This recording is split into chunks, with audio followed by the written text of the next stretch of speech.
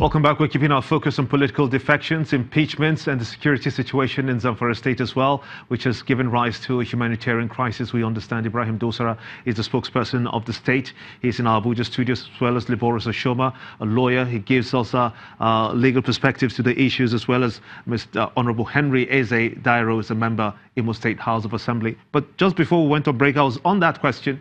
Why do you get that sense, people having the perception that your governor is not actually staying in the state to protect the state, therefore leaving it vulnerable to attacks?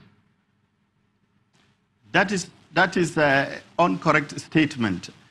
You see, just of recent, or I can say yesterday, the Minister of Interior made it categorically that Nigeria lacks tools to fight insecurity in Nigeria. Is it Abdulaziz's responsibility? The governor has been off and doing. There is no request from the security that is presented to Abdulaziz, the governor of Zamfara State, which he denied financially or whatever. And there is none of the request he reduced Kobo out of. So he made sure that they are comfortable as far as facilities and logistic supports are concerned. And there is no how His Excellency refused to listen to any of the security agencies when they are on operation. And let me tell the Nigerians to know that His Excellency has been holding security meetings, telling the security the situation in Zamfara State, asking them to say what they want and providing what they want. I don't know what people are talking about. Okay. I get the sense of where you're heading to. I'm coming, Jimbo Umar. Go ahead. Can say that Nigeria has no tools to fight insecurity. How will Zamfara have the tools to fight insecurity? Let me tell you again, Zamfara State is a population of over 4 million people, and out of this, we only have 15 policemen. We only have 15% requirement of security personnel in the state. Okay. There is no local government in Zamfara State where we have up till 20 policemen. How can they fight these people? Let's pull the questions. Let's stare at the discussions again and look at some of those defections that we saw. Let me ask you, Honorable Henry Eze Dairo, you have been in the House and you have heard the submissions of Liboros Oshoma, basically countering whatever it is that you have said in your opening sequence. Is there a particular interest you see in his submissions that you'd like to respond to? Yes, thank you very, very much. He said that the former deputy governor was laying claims that he's still the deputy governor of Imo State. And I want to say that him saying that is an imagination of his own wish.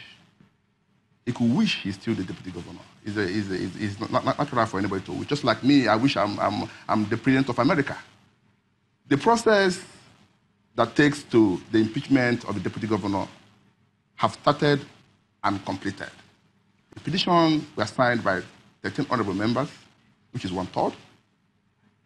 And the report was signed by 18 honorable members, 2/3. And the whole process has been concluded. The young man abandoned his job. He was deceived by the coalition group. And they were abusing. Let me tell you, the truth of the matter have not been told. Because the truth of the matter is that the deputy governor, in alliance with the leaders of the coalition group, have been mounting pressure on the governor of the Imo State to open the treasury of Imo State so they will loot. And the governor have refused. So by so doing, he abandoned his duty post. He left his job. And the people of Imo, who the honorable members are representing, cannot keep quiet. My friend was saying that we signed resignation letters before we were sworn. And I'm challenging him to bring copies of that. You don't just come and say things on public TV.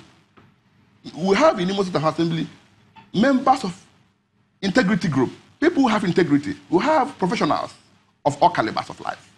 Many of us came to the government well-fed.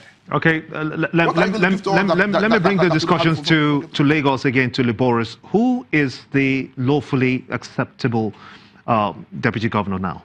Legally speaking, I told you, the request by the courts is resting on a plank, on a legal plank.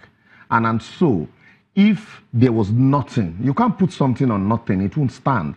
And so, because the court was already seized of that process, of the facts, and the court had asked parties to maintain status quo, there was, and so it's on that ground that the court is not asking that, look, don't swear in. And even in some cases, we even heard that all the judges that were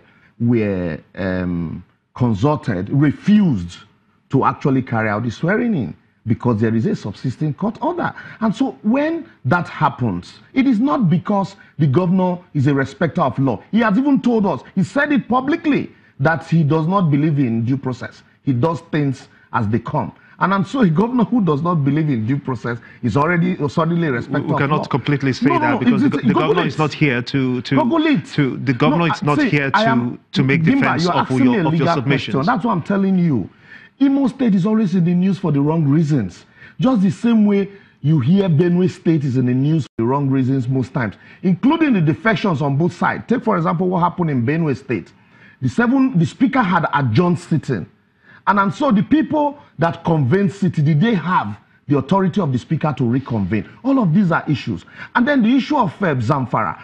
I thank God the spokesperson is already here also. But the question remains, if the governors cannot handle the state of insecurity, then why are we still consistently maintaining that the federal government should have a central police that is unable to quell insecurity, even at the federal level?